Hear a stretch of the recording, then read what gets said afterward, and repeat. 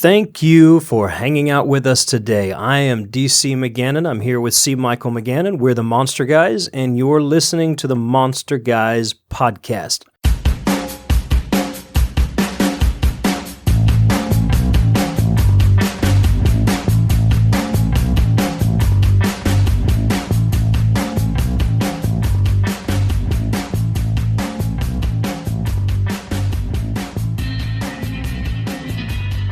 It's kind of weird today because it's daylight outside. Normally, we are kind of at the midnight hour between midnight and 2 o'clock a.m. recording, and it's dark and spooky and all those good things, and here we are up and it's bright outside. Well, it's not really so bright. It's kind of windy and kind of like from Winnie the Pooh. It's kind of blustery and leaves falling all over the place and clouds in the sky. Yeah, and with the last week, stuff kind of got crazy here in town. I'm still tired even though it's daylight. We are, at the time of this recording, just past the whole Thanksgiving weekend rush. I don't know, Thanksgiving anymore seems to be becoming more of a shopping holiday than it is a family sit down and just be thankful for being with each other. Maybe watch a football game, eat some turkey or ham or whatever people do. It seems to be much more centered on retail extravaganza. Or for some, it might be more retail shopping therapy. I don't know. Yeah, unfortunately. But we still had some fun. I think we showed the little guy Monty Python and the Holy Grail for the first time. Yes, we introduced our youngest to Monty Python and the Holy Grail, and that was a wonderful Thanksgiving Day activity. A lot of laughs around that. Typically for us, we celebrate the holidays kind of quietly, peacefully. Sometimes we go do crazy things, but for the most part, we just kind of stay to our own. And I, for one, will never go shopping on Thanksgiving, and probably will never go shopping on Black Friday. I don't look down on those who do. If you want to go out shopping on Black Friday and deal with all that, more power to you. I'm just not one for it. I think if anything over the weekend, I might go out shopping Small Business Saturday. Definitely want to support small businesses, but I do a lot of shopping at small businesses throughout the month and try to get my shopping in when it's a little bit more peaceful, a little less hectic. And here's the crazy thing, I've always been able to find the deals that I want if there's a deal to be had on any day of the month between Thanksgiving and Christmas. So yeah. I've never been one to think that I have to be out. I take that back. We did one year, many, many years ago, when you were but a wee one. Your mom and I went out on a Black Friday. We decided to try it that one year because all the craze, and some of you listening will remember this, all the craze was about the Furby. Mm-hmm. And you wanted a Furby, and there was a legitimate concern that there would not be a whole lot of Furbies available after that weekend. And sure enough, it was difficult to find, so we stood in line and got a Furby. And they were difficult to find in the couple following weeks of that day, but then they turned back up miraculously just fine for the last couple of weeks of the shopping holiday. But we got up and we were in line at 5 a.m. at a major toy company in Orlando. I remember that. And we have never done it again. And will never do it again. If a TV is that important, then I should probably get it some other day of the year. Yeah. No, I remember that. And is that toy store even still open? It is. I don't remember last time I saw it. Yeah, it's one of those few remaining big toy stores, but it's there. It's in a perfect location to survive. But nonetheless, we have moved on from that crazy Thanksgiving weekend of shopping. I do hope, listeners, that you had an opportunity just to sit back and relax and have a nice day with family or friends, or if you're the type of person that just likes to be by yourself and have a little bit of peace, I hope you got some of that. Regardless, I hope you didn't get caught up in the craziness of all the shopping, and if you did, I hope you were safe and nice. That's the key. If you're going to go out and do that, be nice. But at this point, we are going to finish a mini-series that we started a few months ago on the topic of witches. Several months ago at this point, isn't it? Yeah, maybe. couple days. Day We and a did half. part 1, part 2. We covered a lot. We did kind of a primer where we brought up some stuff, and I may have become a little bit passionate about the topic because I am passionate about this topic. And we scratched the surface in that primer, and then we went on and talked about Russian witchcraft. We got into Brujeria as a topic of interest from a person who sent a question into us about it. What else did we talk about in those first 2 sessions? We talked about the Russian witchcraft, or the Wedmak, and the village wizards and the witches there, and that's always a fun topic. It's fun to see where characters like Gandalf come from, and recall that wizards for them were somewhat of a werewolf figure as well, and benign to boot. Yeah. We talked a little bit about what's her name, Dame Alice Keitler, the famous or infamous witch trial in Ireland that kind of was almost at the start of the witch trials. Yeah. And so that kind of leads us to where we are now. I have hot chocolate in hand. We have marshmallows in our hot chocolate today. As do I. It's a lovely cup. We'll be sipping throughout our conversation. If you would like, there you go. If you would like, go brew yourself a cup of hot chocolate and share with us. As we move into more of the European witch trials, and then we'll end our conversation today with some discussion about the Salem witch trials. In the mix of that, you've got some fascinating information about Japanese witchcraft. Briefly in other parts of Asia as well, but I didn't realize it until we sat down today. It actually touches on our last yokai podcast a little bit as well, so it'll be fun to get into that. We'll also dig into some topics that we've had in the past. So what comes to mind when we speak of particularly European witches, even American witches, kind of the Western view of witches and witchcraft? What kind of establishes in your mind's eye what one of those witches from that time of history of the European witch trials, what does she look like? What is she about? What does that speak to you about? I think probably I get the image of the old stereotype of the crone with the broomstick, not necessarily riding it, but carrying it around, black cat on her shoulder, that type of thing. The old hag picture of a witch, the old decrepit wart on the nose, kind of falling apart physically, bent over, maybe being supported by a staff of some sort. Which is what we talked about in one of the other witch podcast or witch episodes, is that their look, or the way that they started to become scary looking with the blind eye, or just natural aging, was part of the discrimination, sadly. Yeah, it was. There was a lot of discrimination. There was a lot of stereotyping and almost cartoonish type of a view towards, and predominantly women. I'm going to say women because it was predominantly women, even though there were men who were involved in these accusations and caught up in this witch trial frenzy. Most were women. There was a skeptic, and I'll reference this guy a couple of times through this discussion, but he was Reginald Scott, and he was known as the skeptic or the Scot. I think King James called him the Scot, but he was Reginald Scott the skeptic. He had this to say, and he was one of the few writers in the 16th century to dismiss that's an interesting picture there, Michael. Michael just took a big sip of hot chocolate and got a marshmallow stuck on his lip. It was stuck. It was stuck. That was fascinating. Reginald Scott, I was saying, one of the few who was dismissive of witchcraft and the different things surrounding the tales and the trials and everything, and he largely believed it was just superstition. Obviously, he made a lot of enemies. He didn't have a lot of friends with this, but he sympathized with the women who were being persecuted as witches, and he said about them that they were commonly old, lame, bleary-eyed, pale, foul, and full of wrinkles, poor, sullen, superstitious, papists, or such as know no religion. In their drowsy minds the devil has taken such a stronghold that whatever mischief, mischance, calamity, or slaughter occurs, they are easily persuaded that it was done by themselves. Imprinting in their minds an earnest and constant imagination, they are lean and deformed, showing melancholy in their faces to the horror of all who see them. They're doting, scolds, mad, possessed with spirits. They are so firm and steadfast in their opinions that whoever pays attention to nothing but what they say could easily believe that they were true indeed. And that was something that was written in the late 1500s in his book, The Discovery of Witches. Like I said, he sympathized with them, but believed much of what was being accused and taking place surrounding these women was superstition that just got out of hand. And I'm going to say, as a skeptic in the 21st century, that I kind of agree with him. There, again, like we said earlier, was a stereotyping and a fear that was driving men and women toward their beliefs and their convictions and the actions that followed. These little old women, in my opinion, were easy targets, and they were very, very easily influenced. There was one woman in a play, I think in the late 1500s, that was portrayed, and one of the things that the character in the play portraying this stereotype said was basically,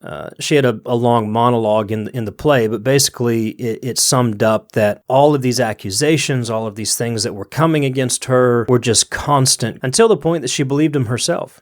And then she turned around and began acting upon them herself. But one of the interesting points is that people believed that these little old women could cast spells and destroy cattle and become very beautiful women and have all these wealth and riches and everything else because of their pact with the devil. But what is interesting to me is that you never see them as beautiful women. You never see them as wealthy. You never see them having all the riches. What you see is that people in their fear blaming the death of a cattle because of disease on one of these women. You see these women who were known actually to go door to door asking for basic staples, sugar or things for baking or herbs or things like that. They would go to door sometimes asking for milk, and people would refuse them. And they would become even more decrepit, sick, ill, weak. And you never saw the riches and the wealth and the beauty that came with the so-called, air quotes, pact with the devil. Mm-hmm.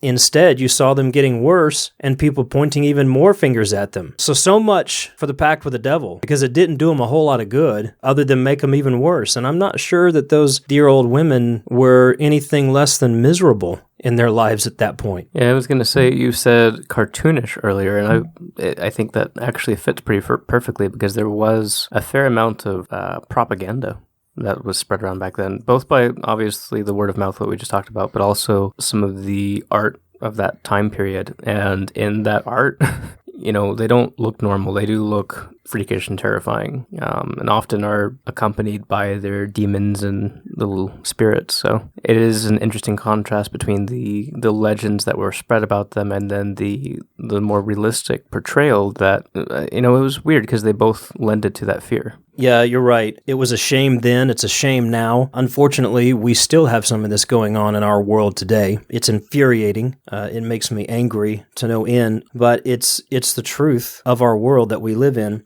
both then and now. Interesting, an English bishop writing in 1599 described the witch as a crone. He said, an old weather-beaten crone having the chin and her knees meeting for age. What an interesting view.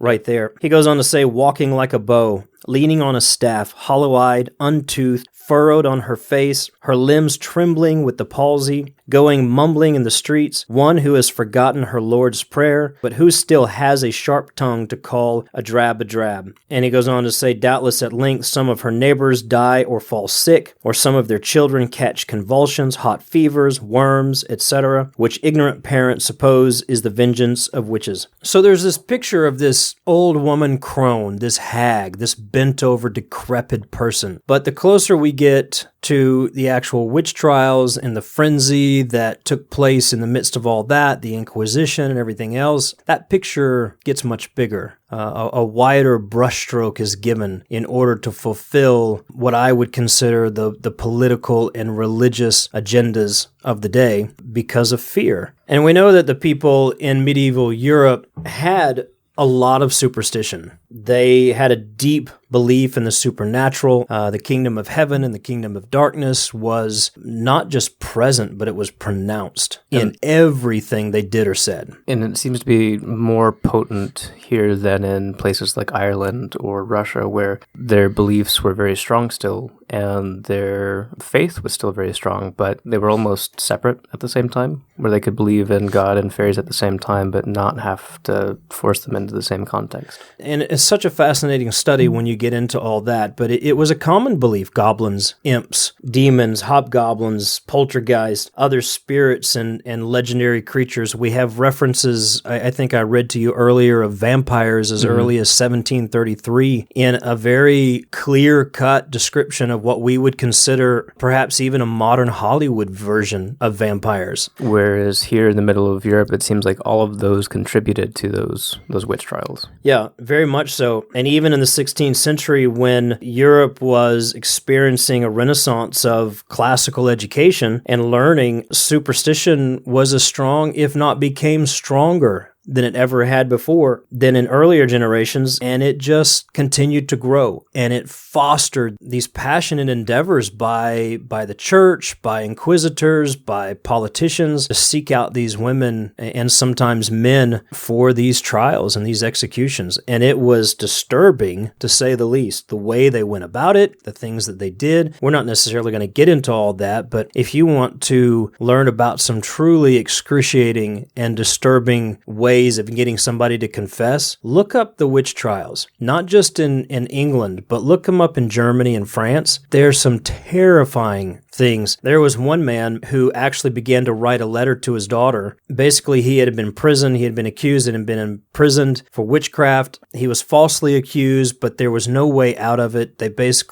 basically understood that this was the end. He wasn't going to get out of it. So he began to write a letter to his daughter, and he wrote to her daily about his experiences in prison, what he was going through, and the torture that he was experiencing on a day-to-day basis. There was even one point that he couldn't properly write. I think she either had to decipher or maybe he had somebody help write for him because of the torture to his fingers that was taking place. Eventually, she got a timeline of events of torture that took place against him all the way up to his death because there was no way out of it. Once he was accused, that was it. And I'll read you some information on how somebody was accused and the type of witnesses or lack thereof and everything else that led a person to death. But there was great torture, devices that were being invented just for the torture of quote-unquote witches. It was a disturbing time in history. Unfortunately, like we said earlier, some of that still happens today, and it's still just as disturbing. I think we read of a young girl recently that was tortured, and then I think she was burned to death in a certain village because she was being accused of witchcraft because somebody couldn't find their cell phone. Recently, within the last few weeks, hasn't it been? Yeah, I mean, matter of fact, it was kind of one of those side notes during the whole election coverage that was going on. This young girl being tortured and put to death because somebody lost their cell phone and they accused her of being a witch. I think she was tortured and then beheaded, not burned. You're right. I think she was. She was beheaded. But regardless, I mean, somebody's still... And a young girl. We've seen images and write-ups of these women in some of these countries that still very much are tribal in nature, and even in some modernized areas where people are being accused and tortured and then killed in one way or another. Yeah, Actually, I guess I should say this now because it's kind of relevant. A lot of witch trials still do go on across the world. India is one of those places. I think it was between 2003 and 2008. It was around 750 people were killed for witchcraft. And that is, according to locals, that's actually just a fraction of the reported number, or not of the reported number, but a fraction of the true number. Yeah. And a lot of it, again, for this country in particular, is against women. Mm-hmm. There's still a huge issue of this happening in the world all throughout, really. Yeah, and this is modern day you're talking about. Yeah. So we go back to that medieval Europe, and people still have their superstitions. Everybody's basically afraid of everything. Behind every bush, there's a demon. It doesn't sound too different from today. Honestly, I mean, even as and it still happens today, but I remember in the 80s, the whole satanic scare and demonic scare that was being pushed by Protestant churches here in this nation. Dungeons and Dragons. And oh my gosh. Black it was, Sabbath. I mean, literally, you could find a demon behind everything. You could find a devil behind everything. You could find a witch behind everything. Was it that Journey's Wheel in the Sky, play it backwards or something? Yeah, you play the music backwards and and, you're, bringing the devil forth, in great fire and brimstone. It was a horrific time to live through where that stuff is regarded. But a lot of people are still experiencing this. And I believe, and I think it's similar to slavery. As you know, I'm greatly opposed to slavery at any point during history. I have loathed that topic and that behavior and those actions vehemently, to the point where I've almost gotten in trouble, put myself in harm's way because of it. But, we look back in history and say slavery was an issue back then. Do you know that today slavery is a greater issue than at any point combined throughout history globally? It's still and more of a problem than it ever has been. I believe the same thing with regards to persecution of witches, so to speak. And it's not just necessarily witches, but there's a whole religious persecution around a certain group of people that's taking place. And I believe we look back and say, wow, during those European witch trials or back in Salem, it was really bad. I believe it's as bad or worse today than it ever has been in history. We just don't see it as much. We're insulated. We're shielded for the most part. And it's not as interesting to report in the media as some of this other crap that they're floating around. But it exists. It's real. And it's a problem. And I'm upset about it. Can you tell? Rightly so. Yeah. So back in the European, medieval Europe, people still had their superstitions. And one of the things was if a rabbit crossed the road, then you were in the presence of a witch. If you had mice gnaw through your clothes, well, guess what? In a day in which our modern comforts were not so great, people had mice gnawing through their clothes. They had rabbits crossing the road. I look at some of this stuff, we've talked about this before, some of the lists that justify whether or not somebody is deemed a witch. We'd be in a lot of trouble today. We have a lot of rabbits on our property. We grow a lot of herbs. We use a lot of things in natural cooking just right out of the garden. We do have a couple of stray cats that run around. We do have stray cats that run around. Let's go back to the rabbits, though. I want to just say I'm continuing to believe more and more that rabbits are actually evil beings just in the disguise. Why is that? Those cute little bunnies? Why? We might get into it later, but I don't know. It's just maybe it's the whole mindset of once you see something, you just see it more and more often, and I think they're evil beings. Okay. Well, I don't have any trouble with rabbits. I think they're cute little things, little rodents themselves. Okay, so, but, if a black spot appears in your fingernails, if your hair is strewn about a certain way, if you've got a certain mark on your body, there's all kinds of ways, if you're around when ravens start croaking, I've seen people today sum up that superstition when you're around, like, say, a crow or a raven or something, and they start croaking. They're like, ooh, evil's around, or the full moon comes out, and all of a sudden we start looking for, witches and werewolves. It's very much embedded and ingrained in our minds. So I just saw Fantastic Beasts and Where to Find Them the other day. Okay, how was that? It was actually a really solid movie. But one thing that I didn't realize going in is you actually do see a certain group within that movie of characters and people that are, I think they call themselves like the New Salem group or the New Salemites or something like that. Okay. But you see them kind of usher in the orphans off the street for soup and kind of, doctrinize the kids into looking for witches and always pointing out the witches, trying to restart a New Salem event, basically. And it's very dark and disturbing, very subtle the way they did it. But during that whole scene where they're feeding the kids soup and everything, you see the kind of headmistress type lady come over and she sees like a bruise or something on one of the kids and she inspects it and everybody grows tense and they ask her, is that a spot of the devil? Is he gonna be okay? Kind of thing. But it was a very good scene, and I think it sums up kind of what we're talking about here, that fear of just any little nick or something could be assumed to be a mark of witchcraft or the devil. Whether it's in the 1500s or it's in 1985 when apparently the devil was in every rock album and behind every totem that came back from Africa. It's just so bizarre. It's still very much a part of our culture, a part of our collective psyche, and it's dangerous. Yeah. It's very dangerous. I'm going to go back to Reginald Scott, the Scot skeptic. He remarked how children were so frightened by tales of what he called bugs or bogies or the boogeyman. Mm-hmm. He says, we start and are afraid when we hear one cry boo. We just watched an episode of The X-Files back from season 6.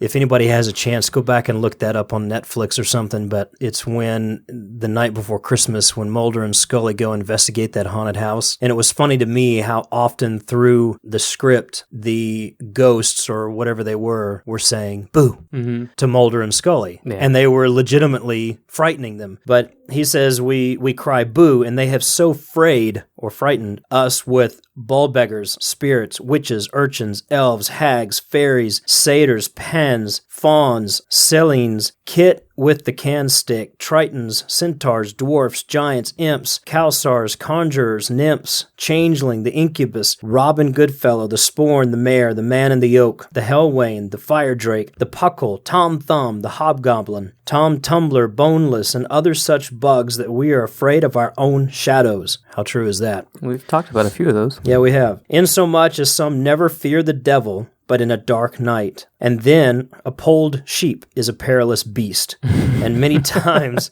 is taken for our father's soul, especially in a churchyard, where right hardy man hereto scant durst pass by night, but his hair would stand upright. And how true is that? That's true even of today. Yeah, even today. Part of the fear-mongering and the swell that was pushing towards the European witch trials also came from not just politicians and the common people, but very much speared by the church. Priests would go around declaring fear about one thing or another and pushing their ideas and their, not really theology, but just their teachings on people to get them afraid. Fear, as you know, is a great way of controlling people. And the church did not want people to venture away. And it was easy for people, to, just like today, to get caught up in their life and getting things done. Well, we need to scare people back into the church. You know, and there were priests who would teach, we don't need to scare anybody. We do need to convince people, but not by way of fear. But the common practice became, because of the witch scare, they would go around making up these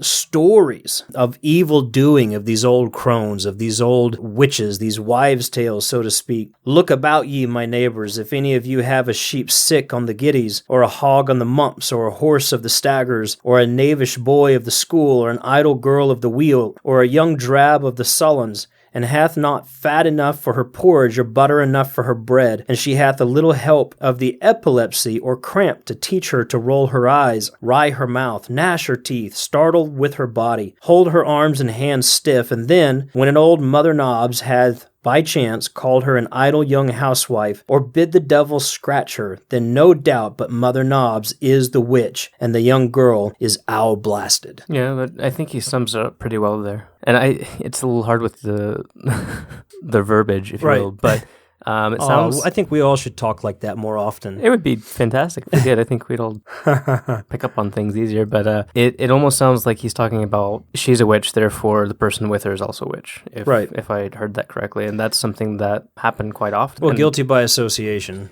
And oftentimes and actually this is something that we're reading, you and I are both reading a story called Coffin Hill right now. Great little witch story, but... Really good, yeah, really good series right there. There was a character who accused her mother of being a witch, and she was. Her mother was the dark kind of witch, and probably deserved what she got, but because of association after... And let's say that's a story. It's a story. It's fiction.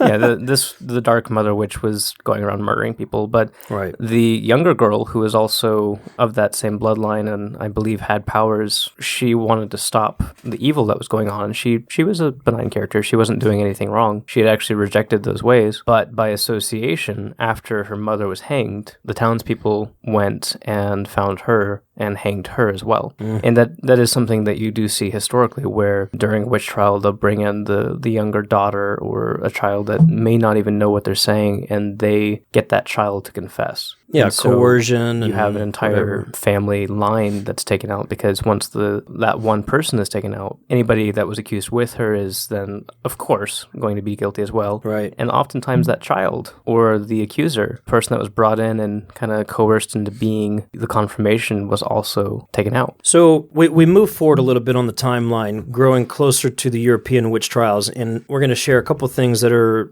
points of interest that I believe are kind of miseducated throughout the years, mistaught. But one of the key things that took place that really began the official hunting of witches. That whole thing goes from scares and superstitions and scare people back to the church to really kind of an official let's go get them type thing is in 1484. December 1484, Pope Innocent VIII issued a papal bull. And in this, it was widely printed and circulated and gave a tremendous amount of power to inquisitors. Now, we know because of timeline of events that there was a lot that took place as far back as we know as the late 1100s coming forward, but nothing really official. It was just, like I said, a lot of scare, a lot of superstition, but really it was 1484 when he issued this decree that things got really bad. Gave a lot of power to the inquisitors, the men responsible for punishing heresy. That's an important term to think about in the midst of these trials. It wasn't just superstition, but it became heresy. We'll show that a little bit more concrete in a minute. But he says, desiring with the most profound anxiety. It's pretty strong words right there. That all heretical depravity, let's use the best words we can, reminds me of our modern day. We got to come up with the best words, catchphrases, everything we can to just allow people to latch on to those words and drive. Well, on that day, heresy was one of those words, depravity. These are huge words that he's using to drive the common people to what he's wanting to take place. That all heretical depravity should be driven away from the territories of the faithful. There's another one, faithful. We very gladly proclaim and even restate those particular means and methods whereby our Christian endeavor may be fulfilled. I got news for you. You stand this up to any historical Christian endeavor,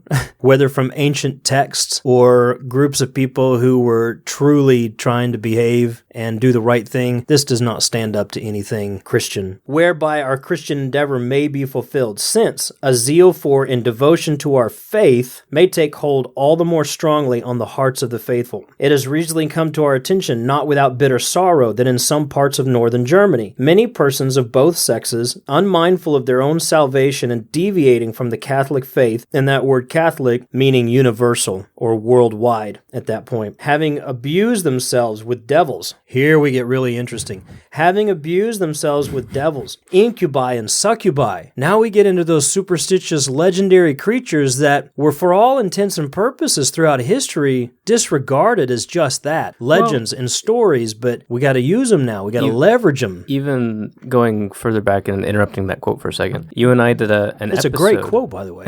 You and I did an episode on incubi and succubi, and we found that while they were based on legendary creatures, those particular names were kind of created during this time specifically for these kinds of reasons. They were created to give a personification to the evil that was taking place against people, and largely, if you go back and listen to our podcast on the incubus and the succubus, largely because of abuse that was taking place within the walls of religion. Mm-hmm. It was disturbing. And now we see it going out. Outward. So the incubi and the succubi, and by their incantations, spells, conjurations. I'm going to start talking like this, by the way.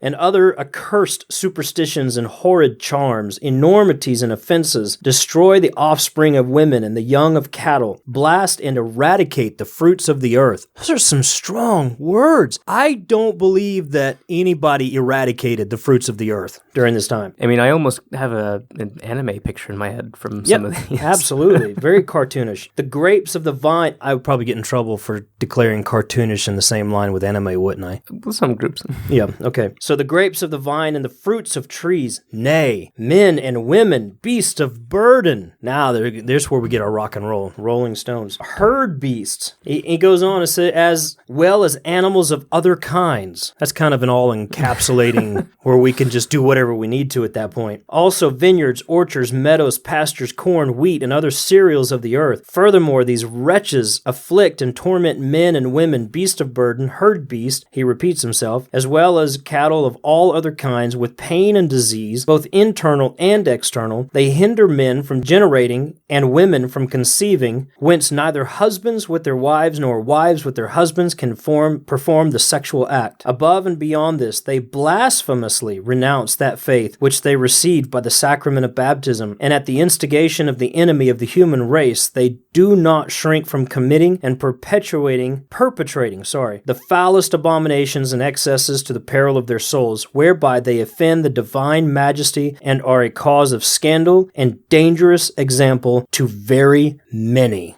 That basically gives free license that subjectively you can do whatever you want. If you find somebody and you can fit them into a category and you need to, go for it. Well, was this before or during the same announcement of the hammer of the witches being used? Okay, we're going to get to that, but this is straight from the Pope, 1484. Right. Same time frame. The hammer of the witches came a little bit later. We'll talk about that in a minute. But what took place just a few years later, 1501, there was another pope who basically backed up this whole thing. And instead of just saying, okay, you need to go seek this out because this stuff is happening, he actually declared it heresy. So then not only do you just have people who can subjectively say, oh my gosh, my cow's sick, must be a witch, let's go find the witch. It becomes almost enemy of the state type thing. Yeah. It becomes officially heresy. During that time, that crime is punishable by death without regard. And I think that was Pope Alexander VI who gave that further support to witch hunting, and his focus was specifically in Italy and with the Inquisitors, so that spread rapidly. He even stated, for in the province of Lombardy, men and women have abandoned themselves to diverse incantations and devilish superstitions, committing infamous crimes by means of poisons and diverse other practices to destroy men, beasts, and crops, spreading scandalous errors. For the accomplishment of our pastoral duty as charged by God, we are resolved to suppress such crimes and to prevent, as far as lies in our power, God helping us, the promotion of these scandals and errors. And he goes on to commend people to seek this out and make their accusations and make their hunts and go after it. Even further lending to this fear, which has continued with us until today, they use the Bible as a reference point. You know, there's a lot of scriptures in the Bible. There's passages where people are like, suffer not a witch to live and all that. We've talked about that a little bit, but there's a lot of places in the Bible that are mistranslated witch, that are mistranslated even as sorcerer or any of these other things that are associated with what many would call the old religion or paganism or anything of the such. This is because they didn't have the words to describe properly in transition what the original text described and instructed. They just made it up. Really, they just made up the word to mean witch. And then they made their own definition. They made their own lists as to what a witch is, and then they went after him. And by the Pope declaring it heresy, by backing it up with these scriptures that are mistranslated, you basically had it locked down. You could get away with literally murder, and literally with the European witch trials, we're talking over 100,000 reported murders, deaths. I think a good point in that, alongside of adding things like witch to some of those biblical mistranslations, in some of those very same translations, you had things like cockatrice appear in the Bible, and that wasn't even a creature that was associated with the culture that it came from. So you have a lot of that type of misinformation being spread around through that time. So we go forward. You have that taking place. You have the Maleficarum that's written, or the Hammer of the Witches that's written, and began to circulate in the 1500s. And really, I don't think anybody truly knows who all was involved with that. We know who it's been ascribed to. We know whose name is on it. But I think there were a lot more people involved with that for the purpose of giving further license to not just the inquisitors, not just priests and parishes, but to the common people. Yeah. Really, bounty hunters and anybody who wanted to go after it and continue the fear and the hunt against these people. And we keep going back to fear, but most of this, if not all of it, was based on fear. Based on fear of a little old woman who was sickly, and because the neighbor's cattle died, they needed to point the finger at somebody, so who better? Or the women who stood up for their rights, or women who stood up for something they believed in, who was outspoken, who did things that were uncommon, and therefore, if you did something outside the lines, well, you're a witch. We've talked about in the past how just things like growing a certain kind of herb, if you were found having these combination of herbs in your house, or using a straw broom to sweep out your house, you're a witch. Tell me, I think there was who had a Hoover back then? Who didn't have a straw broom? There was also I can't remember if this guy was close to King James or not, but it was during his time. This woman was basically like the nanny of the house, almost. She would come and help with the chores and stuff, and she was caught, she was observed sneaking out, and I think if I remember correctly, the truth of the matter was that she was going to a garden, but when she was confronted about it, they basically waited for her to come back inside during one of her early morning walks one day, and they confronted her about it, and basically the guy had gotten a bunch of people together so that they could torture her until she gave the answer that they wanted. The point was, all she was doing was walking before the sun rose to a garden to go get some stuff and come back. Yeah, so you basically can make anything up, bring that to light, bring it to the table, and somehow they're going to find a way to move that into their persecution. We know that King James VI got personally involved in the witch hunt and the witch trials in England. He wrote the book, Daemonology, that was kind of a story about how to deal with and things going on with this topic. From what we understand of history, he never intended it to become what it became. And the results of it, he was actually ashamed of, because it was, just like the Hammer of the Witches, was a book that was being used to bring people to trial, to accuse them, to persecute them, to torture them, and kill them. And he never intended that to happen. He did believe in witchcraft and demons and everything that was going on at the time. He fancied himself as a logician of sorts, somebody who was a man of reason. And I think his mistake was that he believed he could reach everybody through that story and speak to them. And I think he believed everybody else would be men and women of reason as well. Yeah. And instead, they just took it for the face value of, there's a demon and there's a witch in the story, and let's go do it. Yeah, it's believed that he really attempted to put wisdom into practice during the trials, to the extent that accused people that were brought before him, he would actually find out, or try to find out, what kind of trickery they were using to create drama. Mm-hmm. So basically it was like, oh, well, you can make this happen, but this is how you do it. I caught you in the act. Yeah. I caught your trick. But people around him were like, well, it was a trick. A trick is a trick is a trick, and there is no treat, so let's kill him. Yeah. And the story that he wrote basically was a dialogue that he put. The story that he wrote was actually in 3 parts. The first part was magic in general and necromancy specifically. Then the second part was sorcery and witchcraft. And then the third part was a discourse on all these kinds of spirits and specters that appear and trouble people. And he went on to say that my intention in this labor is only to prove 2 things, as I have already said. The one, that such devilish arts have existed and still exist. The other, what exact trial and severe punishment they merit. And he was basically trying to back it down and say, listen, we're getting a little out of hand. We're getting extreme. Listen to this dialogue in the form of this story. And like you said, he was hoping that people would be more reasonable and really understand that there wasn't a whole lot of merit to the level of torture and extremism and murder that was taking place.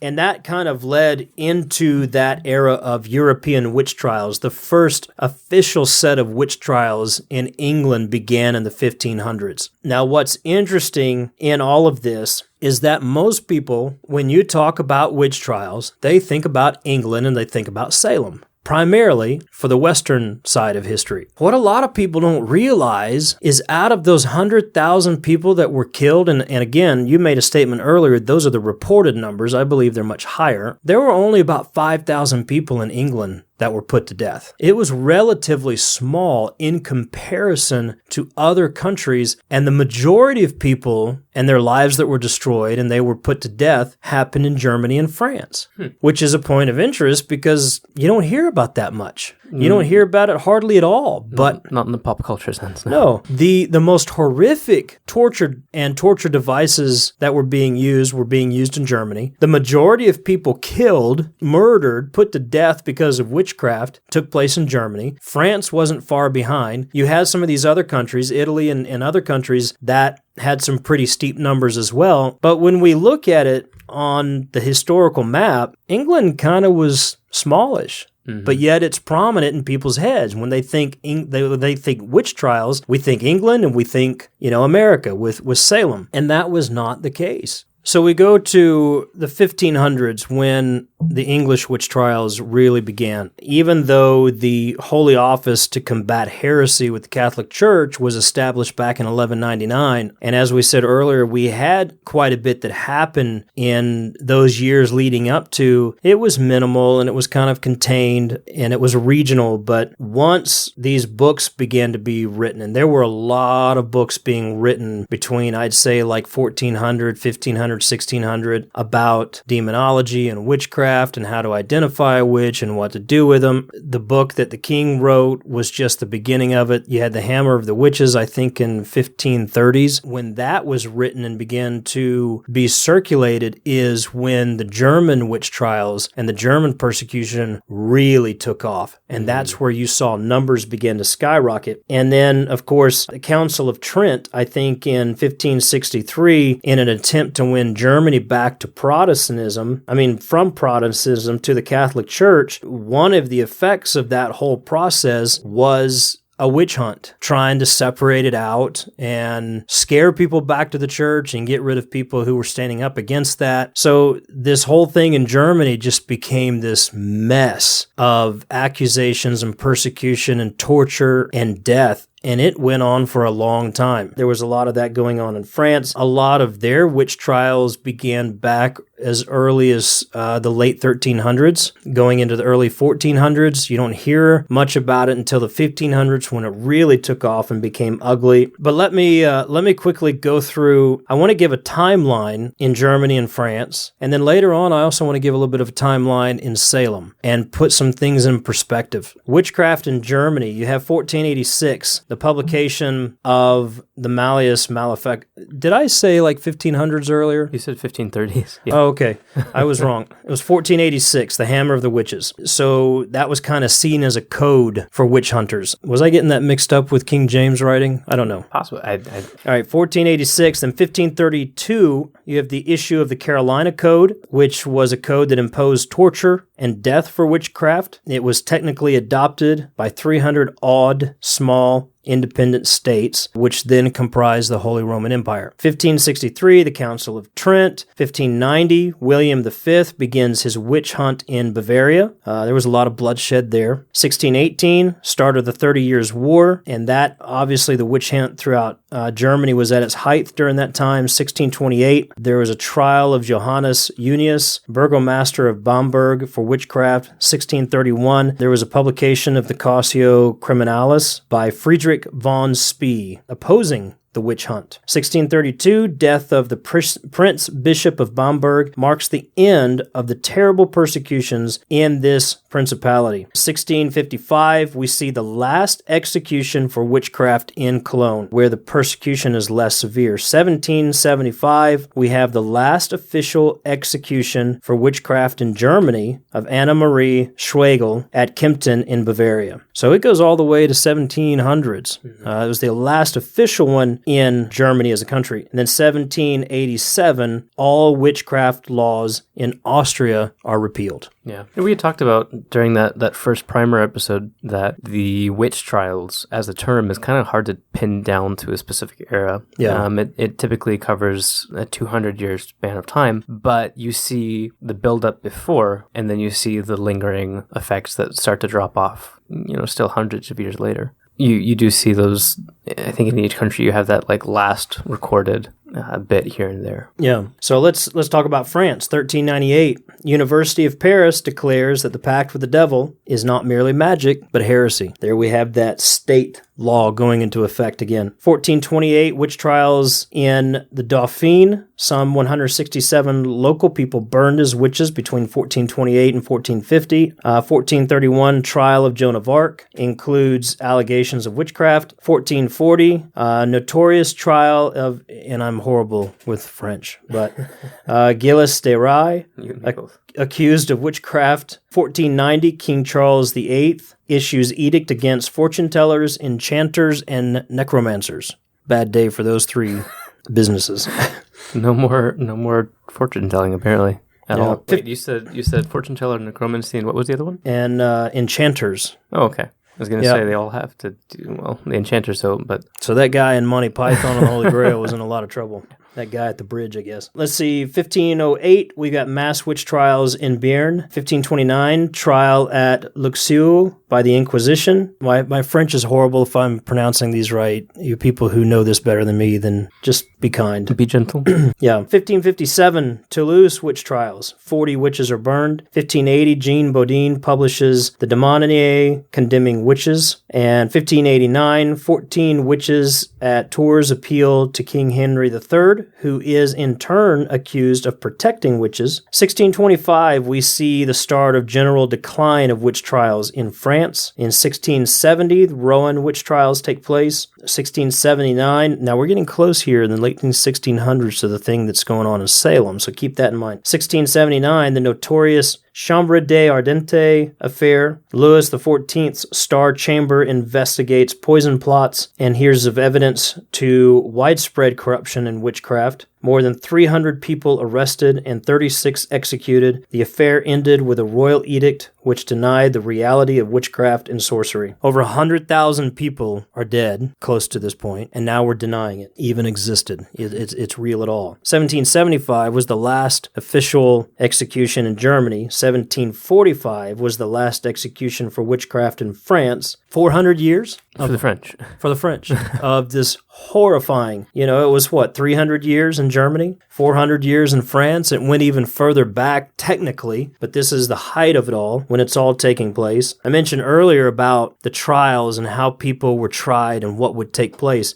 Here's some of the methods of the Inquisition summarized on how people were brought to quote-unquote justice with regards to witchcraft. The accused was presumed guilty until he had proved his innocence. Kind of backwards from what we know today in the Western world. Mm-hmm. And very rarely were they ever able to prove their innocence. They basically came to a point of, involvement at best, and then had to accuse somebody else. To suspicion, gossip, and denunciation was sufficient indication of guilt. Suspicion, gossip, or denunciation. So I could walk up to you and basically denounce you, call you a witch, and that was sufficient to bring you to trial. You see some of this stuff happen in Dungeons and Dragons campaigns and Warhammer 40k fiction, and you forget that those inspirations come from based on actual events. Yeah. True story. So that game you're playing. Well, I say that because specifically it's evil. It's the occult.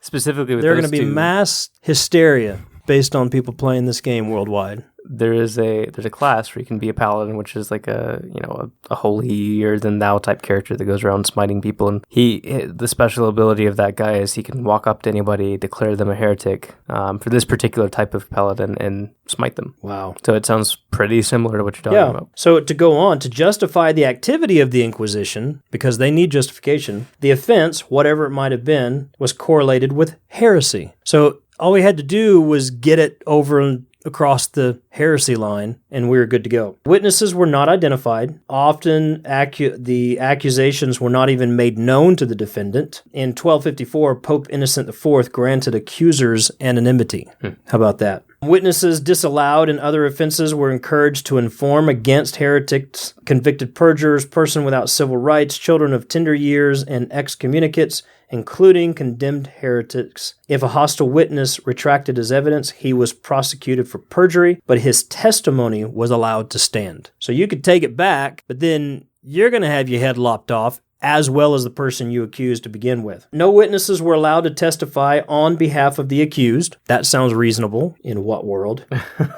Nor was his previous good reputation as citizen or Christian taken into account. So it doesn't even matter. I don't care if you paid your car bill on time. I don't care if you did all the good things and gave to charity and were a nice Christian. It's done. It seems kind of hypocritical. Yeah, well, doesn't it all? The accused was permitted no counsel. Couldn't make that phone call back in 1500s. Since the lawyer would thereby... And not because they didn't have a phone. Right. Since the lawyer... They had phones in 1484. Since the lawyer would thereby be guilty of defending heresy. Got to go back to heresy. Hang on. Would that be like you get your one homing pigeon? You get your one pigeon, but it doesn't matter because the lawyer is not going to be accused of heresy, so he's not going to show up.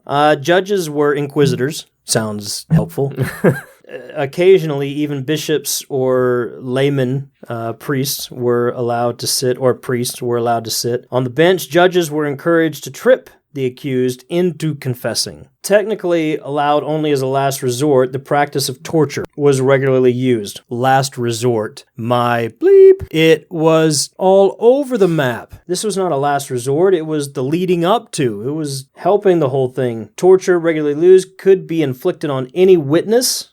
Civil authorities employed torture, but the Inquisition extended and systematized its use. Torture had been sanctioned as a means to discover heresy by Pope Innocent IV in 1257 and was confirmed by later popes. It was not abolished until 1816, Pope Pius VII. That's quite a name. I think he had had enough. Legally, torture could not be repeated, but it could be and was legally continued until the accused confessed whatever was demanded of him. So you couldn't repeat torture. I wonder if you could not just repeat a single type of torture, but go on to another type if you needed something else. Yeah. Everything very relative and subjective in all of this. I'm sure you have like a check mark of, have we tried the thumbtacks? We've Right. tried that. Let's move on to the next. Oh my gosh. Having confessed under torture, the accused inside of torture chamber had to repeat his confession freely and spontaneously without the pressure or force of fear. I don't see that happening. Thus, he was considered, and the court record so stated, to have admitted his guilt without torture. That was very, very common. People just hanging on by a thread and basically just giving up on life at this point. What a twist in a legal system. Every accused had to give or invent names of accomplices or those whom he suspected of heresy, and then there was no appeal countenanced in any of these things. The property of the accused was confiscated. All popes praised this practice as one of the strongest weapons in the fights against heresy. Gee, I wonder how they got so much property. Here's some of the questions to be asked of a witch. How long have you been a witch? It's just automatically assumptive. Yeah. Why did you become a witch? How did you become a witch, and what happened on that occasion? Whom did you choose to be your incubus? Here we go again with the incubus again. What was his name? What was the name of your master among the evil demons? Wow. What was the oath you were forced to swear to him? How did you make this oath, and where and what were its conditions? What finger were you forced to raise? I'd be like, you see this middle finger? I'm being forced to raise this finger to you right now. I've never even heard of that one.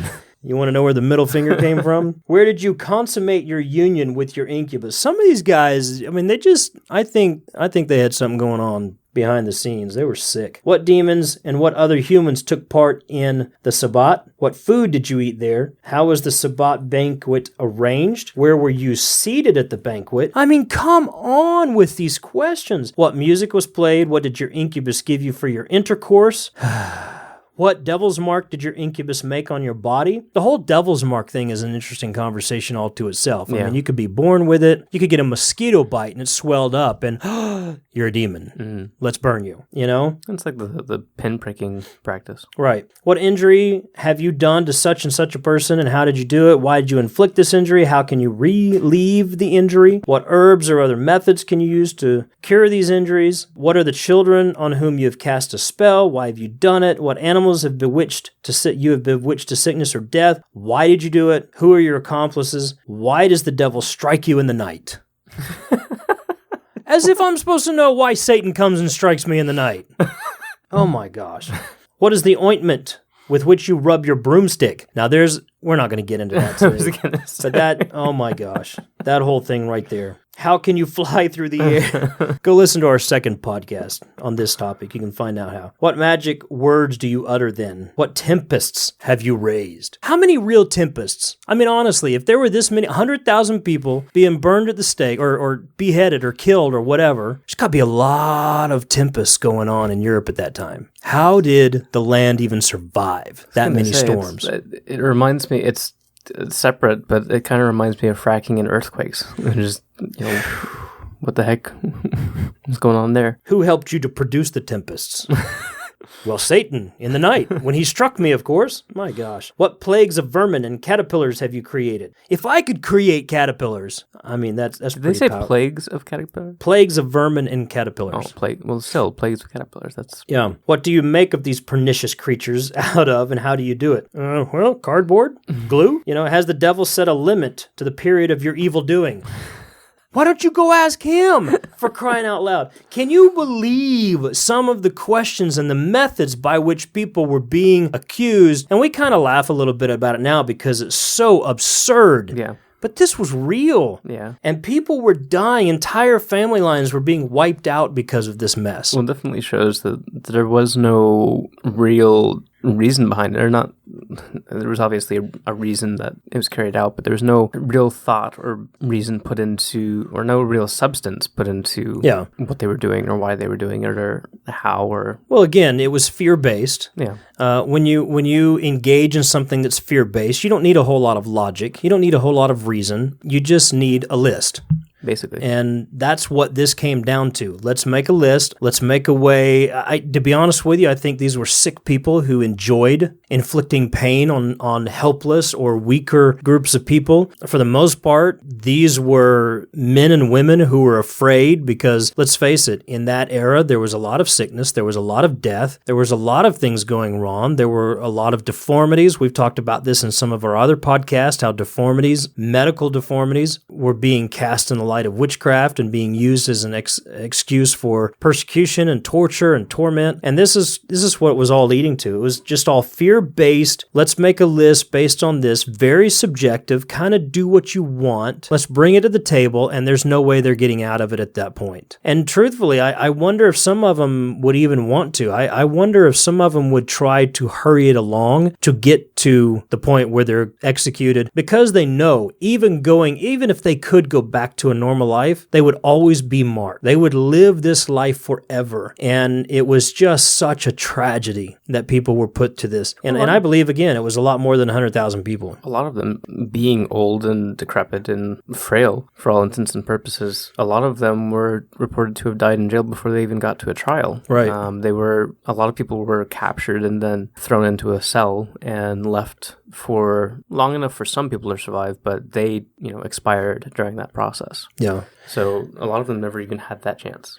What a mess. That's the European witch trials kind of scratching that surface. There's so much more to it and interesting stories throughout the midst of it, but it was a horrific time of history. In a minute, we're going to kind of touch on Salem, but you've got some interesting conversation around Japanese witches and Asian witches. Just a little bit, but yeah, we do. And we've done a podcast on kitsune, and we've recently done a yokai podcast on a kitsune with a kitsune story. Yeah, a story podcast. Interestingly enough, when we started doing research for this, and a lot of the research that we did on this topic was actually done months ago, back before our sabbatical of sorts. Sorry, the choice of wording there was. Yeah, I was going to stop say me for a second. Maybe that wasn't the best choice of words.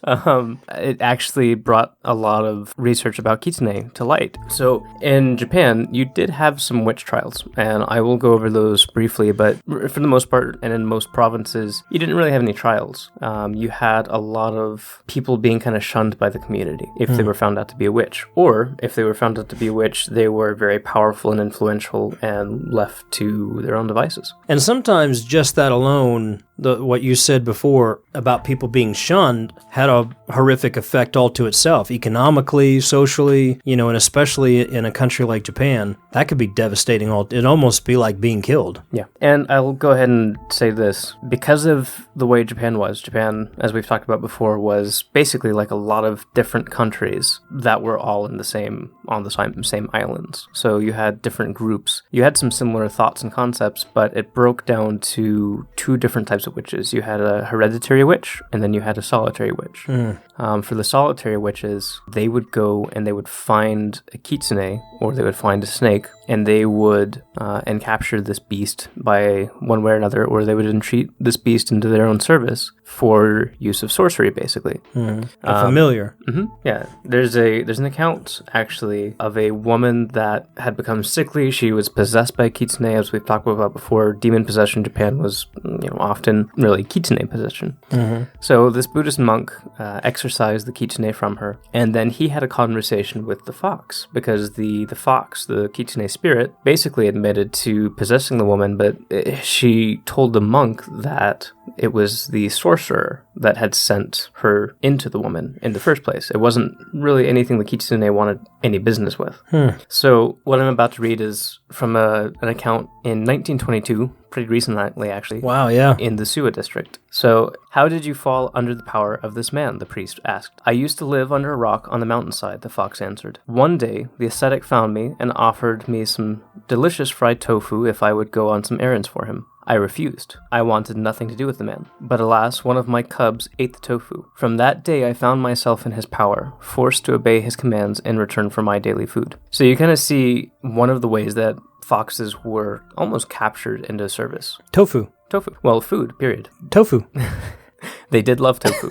Our story last week on the kitsune involved some tofu. And we didn't talk about it a lot, but you were talking about it later about how important that was to kitsune. It's very important. In fact, anybody who is possessed by a kitsune is said to no longer be able to eat rice or tofu, which was pretty, that was a pretty big deal in that part of the world. Some of the kitsune's favorite foods were like kitsune udon or inari sushi or aburage sushi. I actually recently had something, adage, what is it? I think it's called adage, something like that, tofu, which is another dish that was supposed to be very special to them. And you got that at a restaurant here locally? Recently, yes. Yeah. Did they come after you and ask you any weird questions about being a kitsune? Not yet. Okay. But yeah, I will defend you. So this, I will back you up. This fox basically admitted to how, she was encaptured. I will throw California rolls at your inquisitors. Can you throw them at me so I can eat them? Okay. Yeah, so you would, if you wanted to go find a fox and enlist them into your service, you could feed them tofu, you could feed them rice, or you could name one of their cubs, and then their entire family would be, under your service. That's actually something that's pretty important. Having a fox, as you're familiar, was very powerful, would give you great benefits, but it was also very dangerous, because if you couldn't fulfill that creature's desire, that creature's needs, or any of its family's needs, then it would turn on you, often in pretty horrific ways. So something that you had to often do and keep up with was to feed their family. Now, keep in mind that being very superstitious people, sometimes they had very clear rules. Kitsune usually had a family of exactly 75 members. So whenever you fed them rice, you had to make this gigantic pot of rice. You would place it on the table, or anywhere really, and you wouldn't see them but the fox spirits would actually rise up from the floor, and you would see the rice slowly start to disappear until it was all gone. This was something that you had to keep up with very often. Foxes were also they would act on your behalf. They would, try to bring you good fortune. They would bring you gifts. They would try to go after your enemies, but the way that they did this often was more harmful than not. So, for instance, and this is something that we kind of talked about as well with the house spirits in Poland or Norway, or somewhere in Scandinavia, the tomte. Just like the tomte, the kitsune would go and bring you gifts, but they would steal it from your neighbors. So if you found this, expensive item or cattle or whatever on your doorstep, you might, be excited for a second until you realize, or until you see your neighbor coming after you for stealing your stuff. And that wasn't necessarily your fault, but it was because you were a kitsune possessor or a kitsune mochi. They would also hear gossip in your house. And if you talked ill of anybody, they would take it upon themselves to go and deal with that person. So if you got in a fight, like a civilian fight with another person, and your kitsune heard about it, they would go find that person in the town, and then they would torment that person. So obviously, people who were known to be kitsune mochi, or people who, like hereditary witches that kept these families around, they would be kind of ostracized if they were ever found out. This played heavily into marriage in Japan for those who were kitsune mochi. Men didn't have this problem as much because they had much more influence, but a lot of women found a lot of difficulty finding a husband, because if she married, then that husband would then become a kitsune mochi himself. The fox spirits would kind of go down the line with her, that hereditary status. So a lot of rich families that used foxes would send their daughters far away to where her reputation was not known. Obviously, for people who were poor, if their daughter was one of those families, they didn't have any choices, and they never married, which was kind of a sad reality. So there was a lot of fear. There was a lot of ostracizing going on, but it's nowhere near the witch trials that we just talked about in Europe. You didn't have a whole lot of torture or burning at the stake or beheading going on for this particular sect. It is interesting to note that a lot of monks were said to be corrupt sometimes, and they would go around staging exorcisms, getting money for doing that. But in truth, it was their fox spirit that was doing the possession. So it was easy kind of for the pair to go along and do this stuff. Also, you had wrestlers who were in a mix. Like physical wrestlers were said to be immune to possession from a fox spirit. So they were very useful to have around and very useful to keep in the community in case of any problems with foxes. So you did have a lot of those, and you might wonder why then you would even want to have a fox around. But they were said to bring good luck, and they also, this is a quote from Lafcadio Hearn in Glimpses of an Unfamiliar Japan. Lafcadio Hearn did a lot of almost like Grimm's Brother fairy tale collection of a sort for Japanese fairy tales and brought them over to the West, but he did some nonfiction writing as well, and not necessarily nonfiction, but just, his own musings he recorded sometimes. Very, very influential, very important writer. Irish, so pretty cool dude. He wrote on this topic, for the fox possesses instinctive infinite vision, and the ten ni tsun, or all-hearing ear, and the ta shin tsun, which is the knowledge of the most secret thoughts of others, and shigoku me tsun, which is the knowledge of the past, and zen kainu tsun, which means the knowledge of the universal present, and also the powers of transformation and transmutation, so that even without including his special powers of bewitchment, he is by nature a being almost omnipotent for evil. Now, not all foxes were evil. Well, your Japanese is certainly better than my French. But if it doesn't work, we'll probably hear from Matthew Meyer or Zach Davison to correct us and make it right. Sure, my pronunciation's off on some of that. Sadly, my own handwriting is hard to read sometimes. You work on your note-taking there, Michael. Yeah, I wrote this a couple months ago. So, yeah, not all foxes were evil, but it was obviously a public belief that, if you were a sorcerer of the fox, you didn't have the best intentions sometimes because they had too much power, and it was a scary thing. As far as any witch trials, though, in Asia, there were some across the land, in the Philippines especially, in India, like we talked about earlier. Those are still going on today. People are still dying for those. Mm-hmm. In Japan, you did have a specific locale or a specific region where you had the Nora and the Yuta. Now, Nora were priestesses and Yuta were spirit mediums. Nora were more born into their work. Their bloodline was was almost not, they weren't divine, but they worked with the divine. They would go around and take care of things in their line of priestess work. The Utah were more people that were of the land, healers, much like some of the witches that we see accused in Europe, just folk healers. They did go through a similar ordeal, although it wasn't quite as extreme most of the time. If they were accused, they were accused. If they were found out to be out of favor, basically, because these people were perfectly fine. It was basically a matter of religion. During that time, a group had moved in and started to overtake this region, and they didn't like the practices. So they started spreading propaganda, very similar to the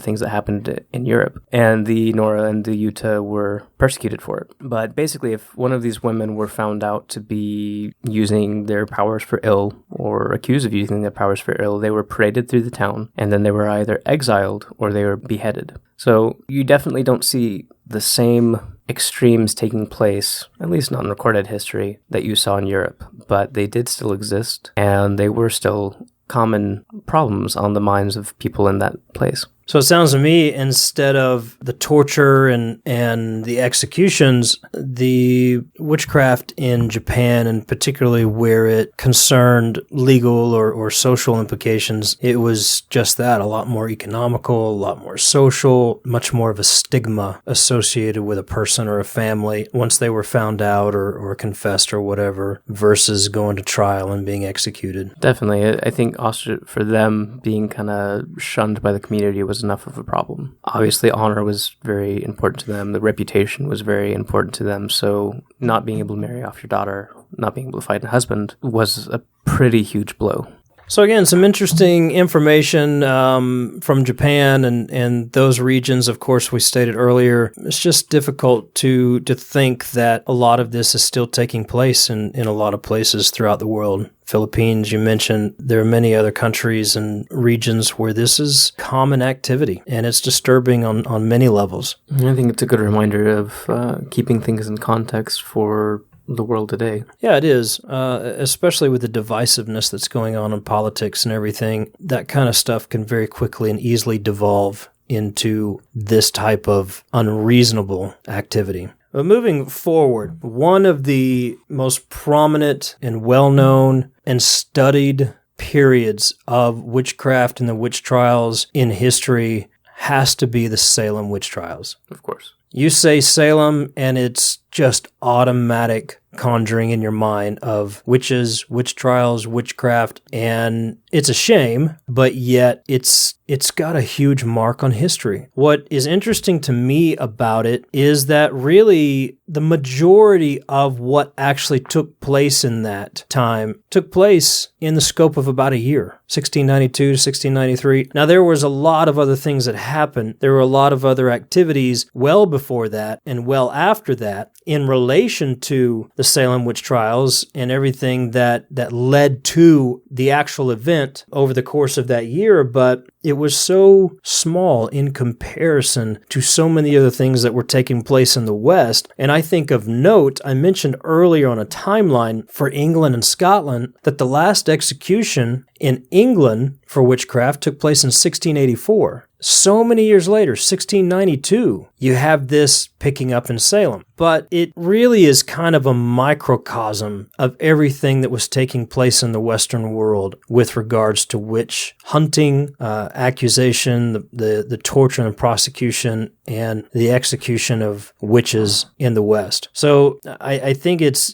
certainly a powerful piece of history to consider. It's just, to me, so many points of interest, the date, the time frame, the length of time, what it was based on as compared to other parts of the world. And really, what other witch hunt or witch trial has consumed so much of interest and attention throughout the world than this American witch hunt? And still influences a lot of oh my gosh.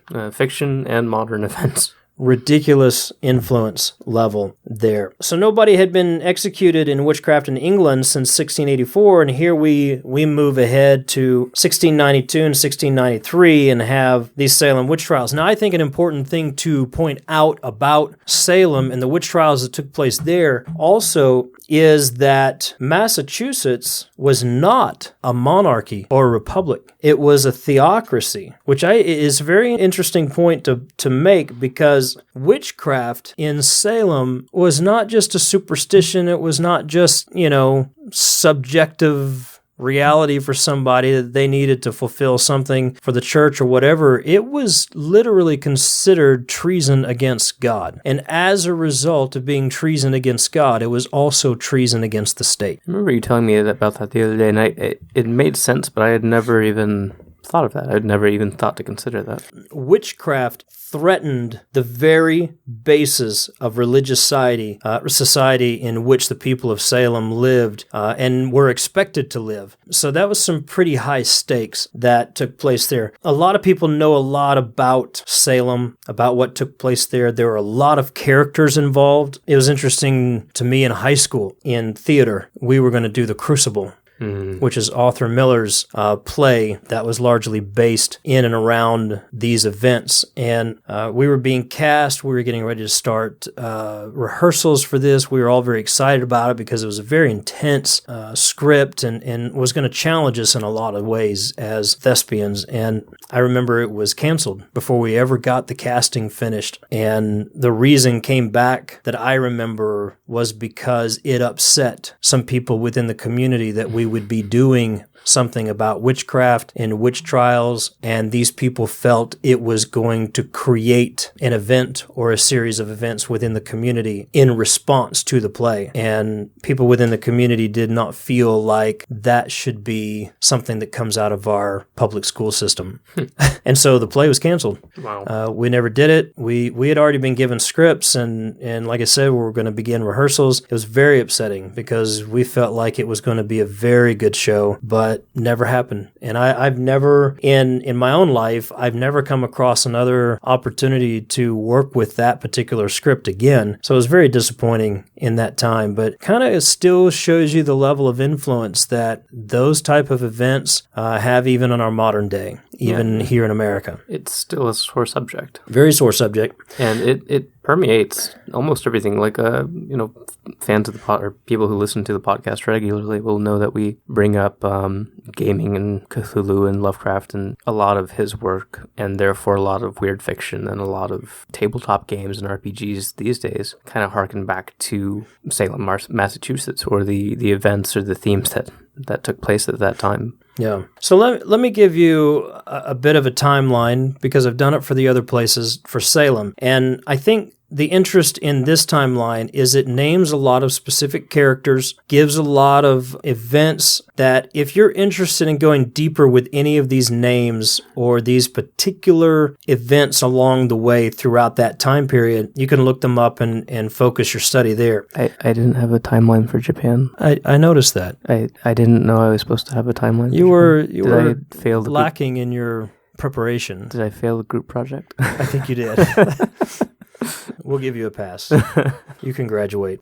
That's good. So Salem is settled in 1629. By the way, this particular timeline I've actually found at, I think it's the University of Missouri, Kansas City. It's a weird place. University website. There was chronology of events relating to the Salem Witchcraft trials. So interesting timeline they put together here. I'll put the link in our show notes if anybody wants to go look it up and further their study on that particular site. But Salem is settled in 1629. 1641 took them a few years, but English law makes witchcraft a capital crime. And remember, this is a theocracy. 84, England declares that the colonies may not self-govern. Interesting. 88, following an argument with laundress Goody Glover, Martha Goodwin, 13, begins exhibiting bizarre behavior. Days later, her younger brother and two sisters exhibit similar behavior. Glover is arrested and tried for bewitching the Goodwin children. Reverend Cotton Mather meets twice with Glover following her arrest in an attempt to persuade her to repent her witchcraft. Glover's hanged. Mather takes Martha Goodwin into his house, and her bizarre behavior continues and worsens. By the way, there's a show called Salem, has a lot of these characters and names and events mixed into that fictional account of these events. For some people, probably a little bit of an extreme show, but I find it to be kind of an interesting take. Definitely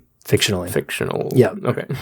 A lot of it is, but a lot of it is, but a lot of it's based on events and different characters. I haven't watched it, but the few things I have seen here and there did seem to be a bit dramatic. Fantastic. Very fantastic. 1688, Mather publishes memorable providences relating to witchcrafts and possessions. In November 1689, Samuel Parris is named the new minister of Salem. Parris moves to Salem from Boston, where memorable providence was published. In October 1691, villagers vow to drive Parris out of Salem and stop contributing to his salary. Wow. All right, so that goes from 1629, when Salem is settled, up to 1691, okay? 1692 is when the real stuff hits the fan, all right? January 20th, 1692, 11-year-old Abigail Williams, that's a name people will recognize, and 9-year-old Elizabeth Parris began behaving much as the Goodwin children acted 4 years earlier. Soon, Ann Putnam Jr. and other Salem girls began acting similarly. Mid-February 1692,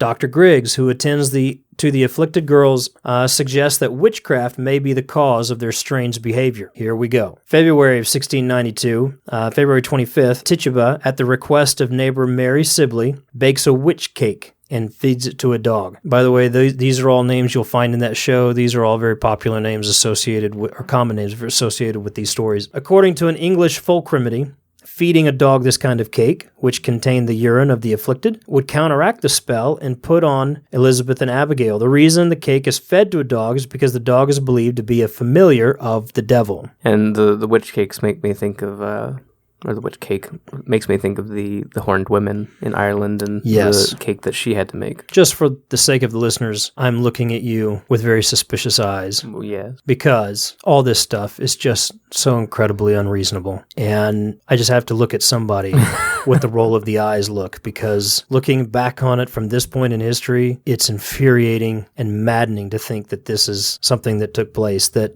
cost people their lives. I understand. So I will look at you regularly throughout this timeline with that look. At least I have context. I was wondering what I did there for a second. All right. Late February, pressured by ministers and townspeople to say who caused her odd behavior, Elizabeth identifies Tituba. The girls later accuse Sarah Good and Sarah Osborne of witchcraft. February 29th, 1692, arrest warrants are issued for Tituba, Sarah Good, and Sarah Osborne. March 1692, magistrates John Hawthorne and Jonathan Corwin examine Tituba, Sarah Good, and Sarah Osborne for witch teats. Tituba confesses to practicing witchcraft and confirms Good and Osborne are her co-conspirators.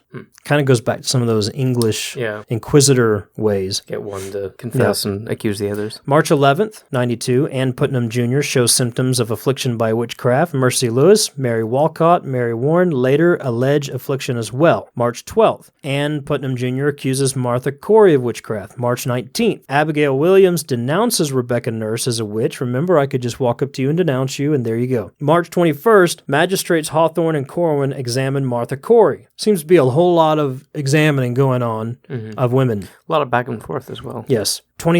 March 23, Salem Marshal Deputy Samuel Braybrook arrests 4-year-old Dorcas Good. We're now arresting 4-year-olds. March 24th, 1692, Corwin and Hawthorne examine Rebecca Nurse. March 26th, Hawthorne and Corwin interrogate Dorcas, the 4-year-old. We're interrogating 4-year-olds. March 28th, Elizabeth Proctor is accused of witchcraft. April 3rd, Sarah Cloyce, after defending her sister, Rebecca Nurse, is accused of witchcraft. Remember, if you defend, you then have crossed that line as well.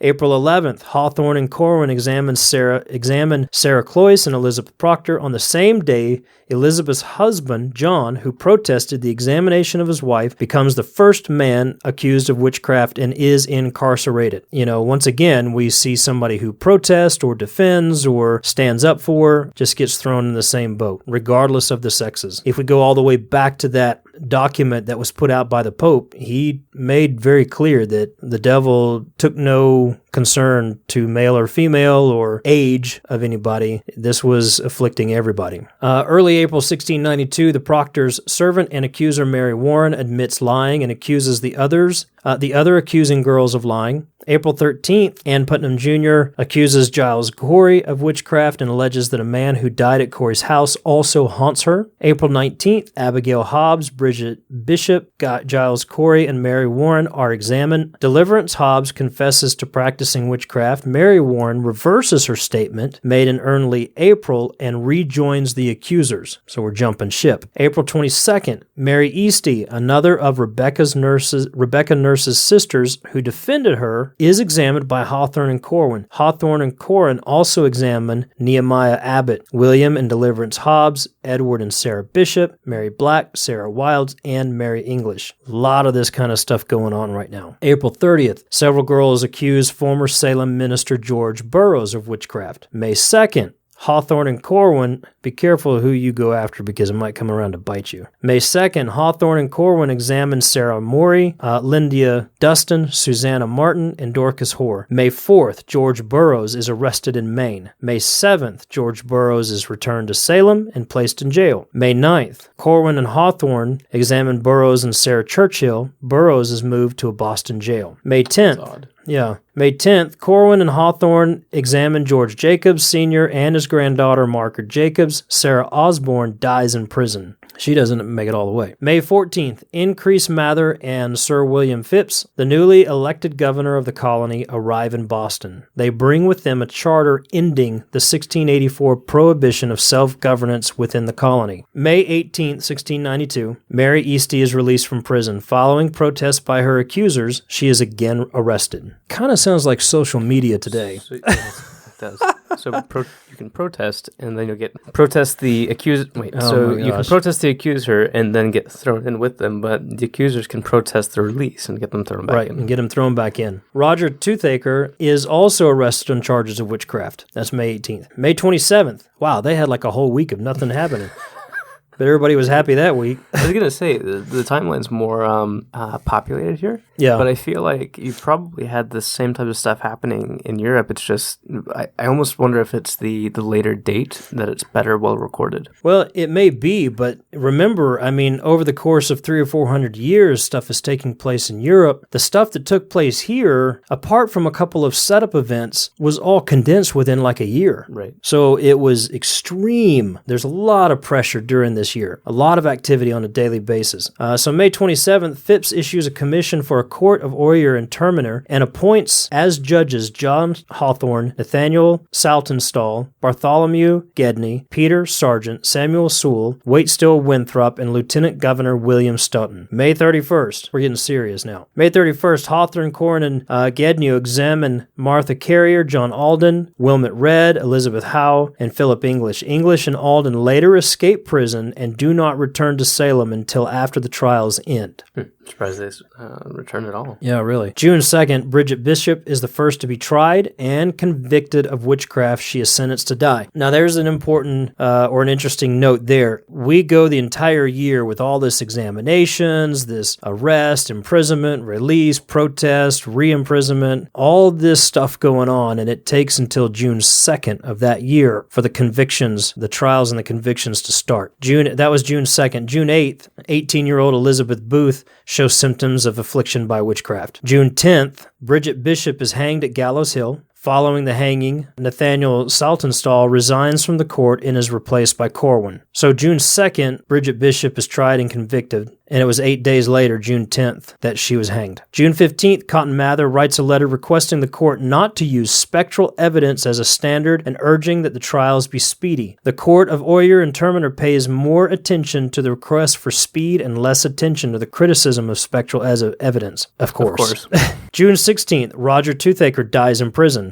June 29th to 30th, Rebecca Nurse, Susanna Martin, Sarah Wild, Sarah Good, and Elizabeth Howe are tried, pronounced guilty, and sentenced to hang. July 19th, Rebecca Nurse, Susanna Martin, Elizabeth Howe, Sarah Good, and Sarah Wilds are hanged at Gallows Hill. So almost a month later, after their conviction. August 5th, George Jacobs Sr., Martin Carrier, George Burroughs, John Willard, and John Elizabeth Proctor are pronounced guilty and sentenced to hang. August 19th, those same people are hanged on Gallows Hill. Elizabeth Proctor is not hanged because she is pregnant. So the only one out of that group that was convicted on August 5th. And there's a thing about the pregnancy issue later on, we'll see. August 20th, Margaret Jacobs recants the testimony that led to the execution of her grandfather, George Jacobs Sr.'s, and Burroughs. September 9th, Martha Corey, Mary Easty, Alice Parker, Ann Putiator, Dorcas Hoare, and Mary Bradbury are pronounced guilty and sentenced to hang. Mid-September 1692, Giles Corey is indicted. September 17th, Margaret Scott, Willamette Redd, Samuel Wardwell, Mary Parker, Abigail Faulkner, Rebecca Earns, Mary Lacey, Ann Foster, and Abigail Hobbs are tried and sentenced to hang. September 19th, 2 days later, sheriffs administer a pressing to Giles Corey after he refuses to enter a plea to the charge of witchcraft against him, and after 2 days under the weight, Corey dies. Wow. September 22nd, Martha Corey, Margaret Scott, Mary Easty, Alice Parker, Ann Putiator, Wilmot Redd, Samuel Wardwell, and Mary Parker are hanged. Dorcas Hoare escapes execution by confessing. Isn't that the 4-year-old? No. The 4-year-old was Dorcas Good. Oh, okay. This is another lady, Dorcas Hoare, Hoar, that ended up in that mix. October 3rd, the Reverend Increase Mather, president of Harvard College and father to Cotton Mather, denounces the use of spectral evidence. October 8th, Governor Phipps orders that spectral evidence no longer be admitted in witchcraft trials. And here we start to see some turnaround that's really disturbing. It's good, I think, long-term historically, but it's disgusting and upsetting that it had to come to this. October 29th, Phipps prohibits further arrests, releases many accused witches, and dissolves the court of Oyer and Terminer. So we go from January to October, and it starts to really turn. November 25th, the General Court establishes a superior court to try remaining witches. All right, now we've jumped into 1693. We go from November to January 3rd of 1693. Judge Stoughton orders execution of all suspected witches who were exempted by their pregnancy. So any woman that was exempted by pregnancy in 92, he's now given orders for that execution. Phipps denies enforcement of the order, causing Stoughton to leave the bench. So there's infighting that is really beginning to become prevalent. January 1693, 49 of the 52 surviving people brought into court on witchcraft charges are released because their arrests were based on spectral evidence. In 1693, Tituba is released from jail and sold to a new master. Two of my most upsetting subjects, slavery and this issue of witchcraft persecution in history, combined in this person here. May 1693, Phipps pardons those still in prison on witchcraft charges. Gosh, May of 1693. January 14th of 1697. Now we're kind of moving away from that particular set of trials. The boiling actions and yes. events. Now we're going into a real turnaround historically. You'll see some things here. May 1693, Phipps pardons those in prison on witchcraft charges. January 14th of 97, 4 years later, the General Court orders a day of fasting and soul-searching for the tragedy at Salem. Maybe that should have been done prior to... I mean, if we're seeking some wisdom here, maybe that should have been done before 1692. I feel like that could have happened in Europe, too. Okay, so moved, Samuel Sewall publicly confesses error and guilt. This is 97. This is after most of it's all said and done. 1697, Minister Samuel Parris is ousted as minister in Salem and replaced by Joseph Green. Well, they finally got rid of him, but after it's all said and done. 1702, the General Court, this is 1702, the General Court declares the 1692 trials unlawful. It's a little late. Yeah. 1706, Ann Putnam Jr., one of the leading accusers, publicly apologizes for her actions in 1692. I think because it was unlawful, declaration of those trials, maybe she needs to be put on trial at this point. Guys out there listening, you can't see him right now, but DC is waving his arms and giving me repeated eye-rolling looks. I am red hot. I talk about this kind of stuff. It upsets me to no end. It is a tragedy what happened. I think I'm glad that there was more reason, even if it's after the fact there, so it didn't turn into the 200, 400 span witch trials that happened in Europe. It would have been better if it had not happened at all, if all of that reason had been used up front. And I think the lateness of the date for Salem is kind of part of the reason it didn't take off as well, because the rest of the world was already moving on at that point. But at least we don't have that bloody history that happened.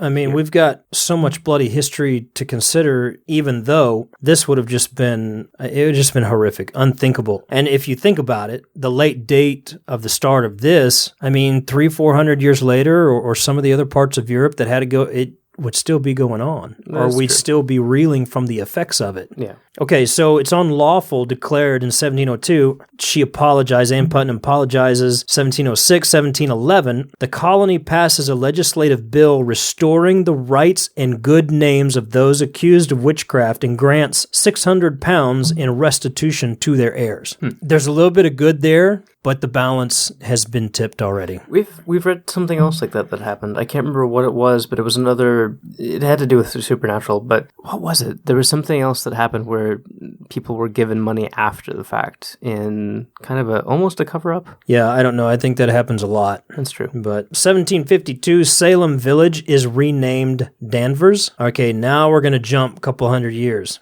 1957, Massachusetts formally apologizes for the events of 1692. I'm glad there's an apology going out a couple times here, because really the arrogance, and the hubris of most people or corporations or nations in light of this type of stuff, typically you never get any kind of apology. You never get any kind of retraction. I'm glad it's there, but still. It only took a couple hundred years, though. 1992, on the 300th anniversary of the trials, a witchcraft memorial designed by James Cutler is dedicated in Salem. That part of the country is still embroiled in this history. Yeah.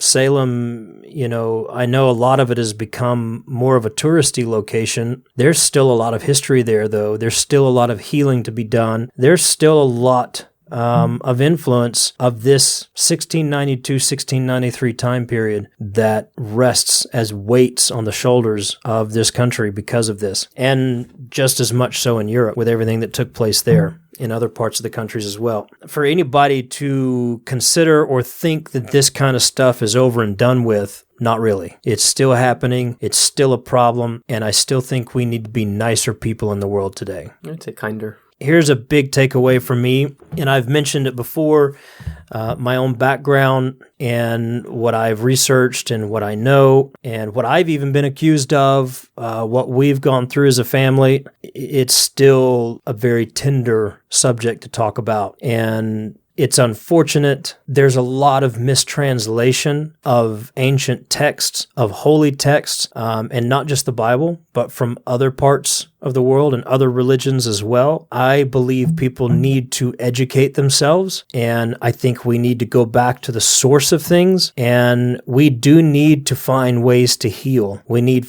to find ways to restore. I'm not sure that's ever going to be 100% possible, but where it concerns me as an individual, I believe I need to be a part of that, and I would implore anybody listening that you take part in the healing and restoration historically for this kind of thing taking place in our world, however we can, and that'll be different ways for different people. Here's one thing I will say. I believe at the end of the day, there are going to be a lot more witches in heaven than people originally thought would be. And I believe there's going to be a lot of people in power and in positions where they were declaring God and they were declaring state and they were declaring politics and everything else they were standing for might not be in heaven with those witches. And I'm not the judge. I'm not the person opening those gates or closing those gates, so to speak, by any means. But if it's based on the behaviors and the beliefs and the convictions and the actions of these people, I think possibly from the standpoint of history, we have things a little bit backward. And I think we still do. And I think we need to be careful when people are pointing fingers or trying to make lists or anything else. And I think we need to have more conversation, talk to each other more, look at history. do what we can to, like you said, be kinder, be nicer, show more grace, and ultimately find ways to love one another in such a way that we don't come to this again. I think it's inevitable, at least in some parts of the world, that this is going to happen. This kind of stuff is going to happen still. But like I said, as much as it concerns us, let's do our part to keep it from happening again. What would you have to say, Michael, to end our conversation tonight? Aside from just being kinder to one another, I think all of us could do with not jumping to conclusions, especially right now with, there's a lot of fear-mongering and stuff that goes on with the news and social media. I think I see a lot of people starting to send out messages to each other to stop and think for themselves and do their own research before reacting. But I feel like that's, the whole cause of most of the witch trials that we see in history is reacting without really stopping and taking things into consideration. It would be horrible to see a repeat of that in modern day times, especially. Yeah, I agree. And though I've been accused of being a witch in some not so pleasant terms, I will tell you, somewhat humorous after the fact, and yeah, humorous behaviors on the part of that accuser, treacherous to his or her own life, I guess you'd say, because of their own words coming back to bite them. I will say this, I am not a witch, but if you are one of my witchy brothers and sisters, I love you just as much. And you know what? If you're doing good with your life and you're not out to harm people and mess stuff up, I'm going to give you just as big of a hug and I'll stand with you. So that's where I am on this. I hope there's some others out there that stand with me on that. We'll no doubt discuss this later in various other formats and topics, but we hope you've had a good time over these 3 episodes talking about witches. So I'll say to you, good night. Good night.